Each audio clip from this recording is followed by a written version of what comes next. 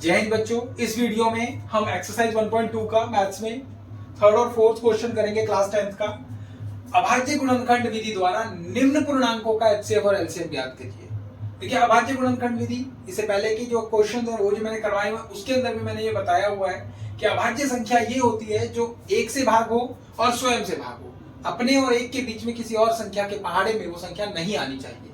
ठीक है, और ये संख्याएं होती हैं जैसे 2, 3, 5, 7, 11, 13, 17, 19, 23, इस तरह से। तो इसको हम अभाज्य संख्या के गुणनफलों के रूप में, गुणनखंडों के रूप में पहले बांटेंगे। तो 12 के जब हम टुकड़े करते हैं तो 2 दूनी 4 तिया 12 होता है। मैंने डायरेक्ट लिख दिया।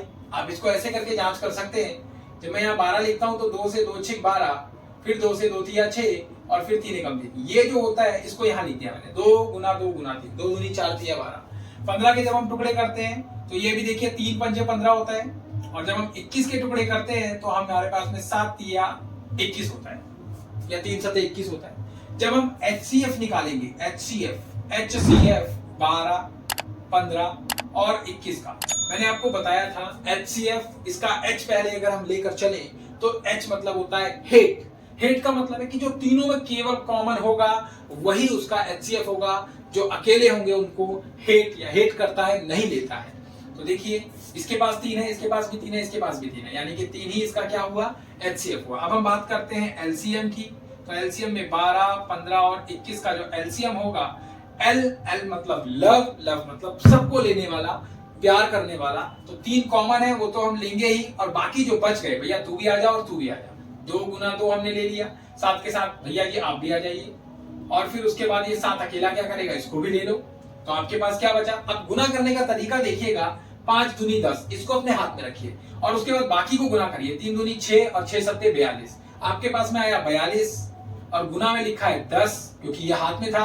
और ये देखिए 420 आपके पास में एलसीएम आ गया, है ना। गुना करने पर इजी वे करना है। आप इसको डायरेक्ट वैसे गुना करते हैं, आपको एक तरीका करना होता है, यहाँ गुना करना होता है उस तरीके। आप जितनी ज्यादा कोशिश हो सके शब्दों में गुना, दिमाग में गुना करने की कोशिश करनी है। एग्जाम्स के टाइम पर ये हेल्प करता है हमारी शॉर्टकट। 17, 23 और 29 दिखने से ही पता लग रहा है 17 और किसी पहाड़े में नहीं जाता। तो 17 को मैं लिख सकता हूं 17 गुना 1, 1 के पहाड़े में तो जाता है। अब हम 23 से गुना करेंगे तो अब 23 गुना 1, और 29 को भी, ये भी किसी के पहाड़े में नहीं जाता, तो 29 गुना 1। जब हम एचसीएफ निकालेंगे इनका तो एचसीएफ आएगा 17, 23 और 29 का क्या 1। जब किसी और से भाग नहीं होगा तो उसका एचसीएफ 1 होगा, मगर एलसीएम होगा 17, 23 और 29 का 17 गुना 23 गुना 29। जब आप इसको आपस में गुना करेंगे तो आपके पास में जो आंसर आएगा वो आएगा 11339। ये आपका आएगा। आप इसे गुना करके देख लीजिएगा। नेक्स्ट ये रहा, 8 के टुकड़े करेंगे, 2 दूनी 4 दूनी 8, ऐसे करने की जरूरत तो नहीं है ना। 9 के टुकड़े आपको पता होने चाहिए, 3 तिया 9 होता है।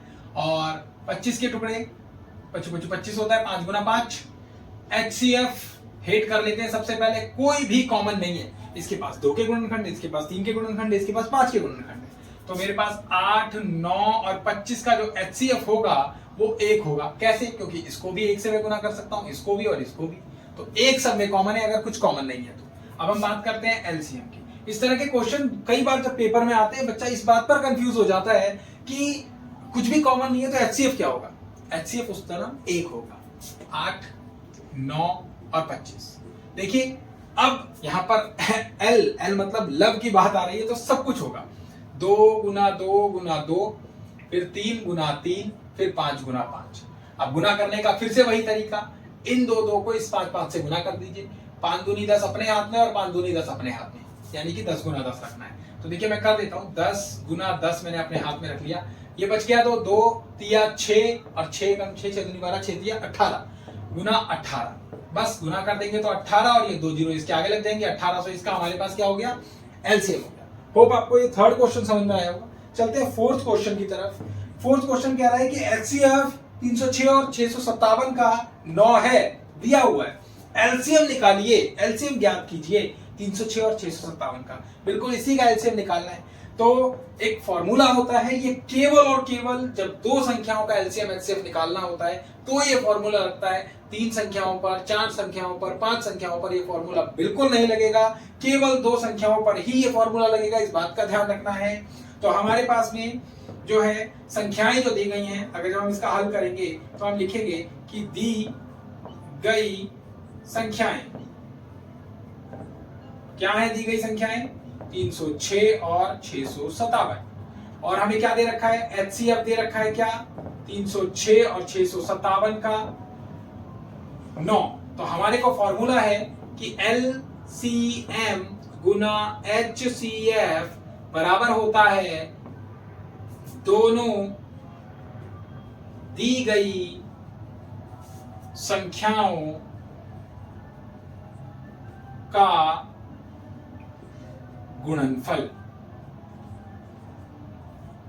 देखिए, जो दो संख्याएं हैं ये दोनों, इनको अगर हम गुना कर दें तो ये एलसीएम गुना एचसीएफ के बराबर होता है। तो मैं यहां लिखूंगा एलसीएम गुना एचसीएफ की जगह मेरे को 9 पता है। दोनों संख्याएं क्या क्या हैं? 306 है और 657 है। तो एलसीएम 306 गुना 657 बटे 9, ये मेरे पास में एलसीएम होगा। मैं काट दूंगा इसको, किसी भी संख्या को डायरेक्ट 9 से काट सकता हूं क्योंकि ये एचसीएफ है, हाईएस्ट कॉमन फैक्टर है इन दोनों संख्याओं का, इसीलिए पूरी तरह से काट देगा। किसी को भी काट सकते हैं। 9 एकम 9, मैं इसको काट रहा हूं। 9 सत्ते 63, इसमें से बन गया 2 बच गया इसमें से, तो इसके आगे लगा 9 तिया 27, 73। तो एलसीएम जो होगा मेरे पास वो होगा 306 गुना 73। मैं इसको गुना कर देता हूं। 306 और 73 को गुना करेंगे तो 6 तिया 18 का 8 हाथ से लाया 1, 6 0 0 1 का 1, 6 3 तिया 9, 7 6 42 का 2 हाथ से लाया 4, 7 0 0 और 4 का 4, 7 तिया 21, 8 3 9 4 13 का 3 हाथ से लाया 1 2 और 2। आपका आंसर होगा, आप एलसीएम लिखेंगे एलसीएम किस किस का? 306 और 657 का क्या निकल कर आया है? 2 2 3 3 8, 22,338। ठीक है, ये है 4th क्वेश्चन। इस तरह का क्वेश्चन पेपर में कई बार आता है, ये क्वेश्चंस भी पेपर में आने, इनमें ये फॉर्मूला नहीं लगेगा। इसमें 3 संख्याएं हैं, इसमें बिल्कुल कतई ये फॉर्मूला नहीं लगेगा, इस बात का खास ध्यान रखेंगे। होप वीडियो पसंद आई होगी। अगर पसंद आई है तो दोस्तों के साथ शेयर कीजिए और चैनल को सब्सक्राइब कीजिए। मिलते हैं अगली वीडियो के अंदर। जय हिंद।